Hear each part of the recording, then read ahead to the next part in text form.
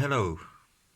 Well, I would like to mention John K Williamson for his entry on Quora, where he is trying to prove that the product is the product of four non-zero consecutive numbers is not a perfect square.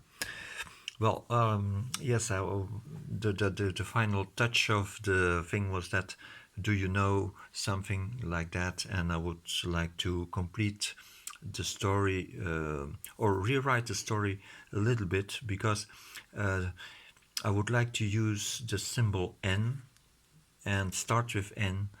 I think my camera is not very clear. Okay.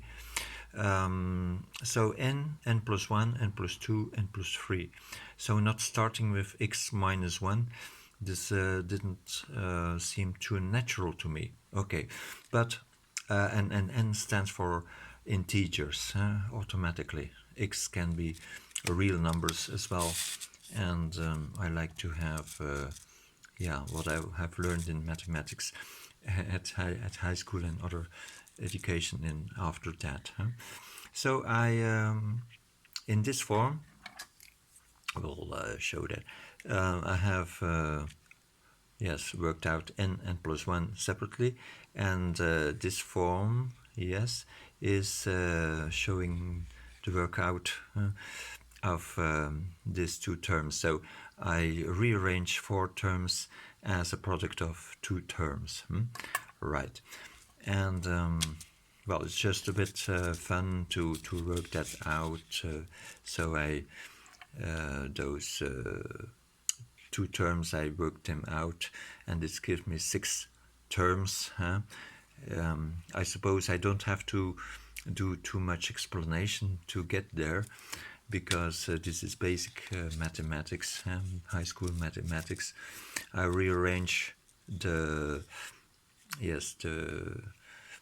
factors according to the power of n, which is obvious. And here this transformation could be a little bit more tricky, but it corresponds to the form a plus b square, which this term should be 2ab, and n square times 3n times 2 gives me indeed 6n to the third power. Okay, but I have to subtract 9n square, because of course this is something that comes from the workout of this quadratic form.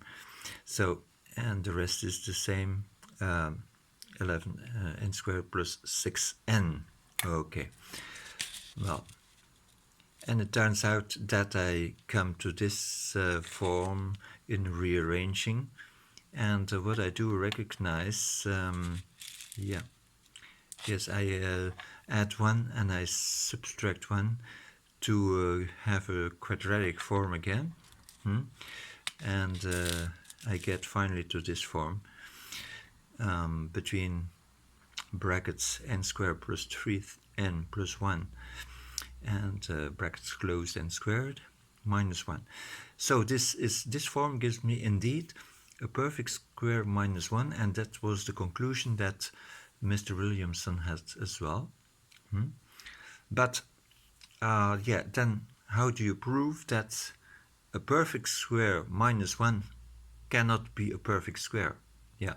By intuition, maybe, but okay, let's say that I had that in mind. So what is between brackets, you could call that a plus 1. I have called that a plus 1. So the previous a is just a, so you have to subtract 1 of that form. So this gives you n squared plus 3n as an a. But that doesn't matter too much what a is, Here I have written a general fact, which is of course very obvious. A plus 1 squared is a squared plus 2a plus 1. And what's the conclusion of that? The difference between a square and its next square is always 2a plus 1. So it's bigger, the difference is bigger than 1. So that means that a perfect square minus 1 cannot be a perfect square, unless maybe if, yes, the a factor would be 0 to start with, but this would make no sense because, yes, the original form would already yield 0. So this would have no sense.